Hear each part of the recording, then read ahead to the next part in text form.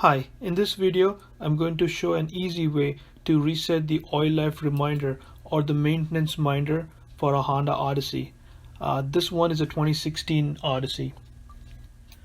To start the process, you're gonna press the start button twice.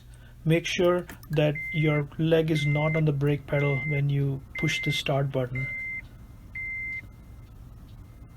Now in the middle console, press the setting button, and in the display screen above we have to select the vehicle setting by rotating this interface dial. Press enter once you select vehicle setting.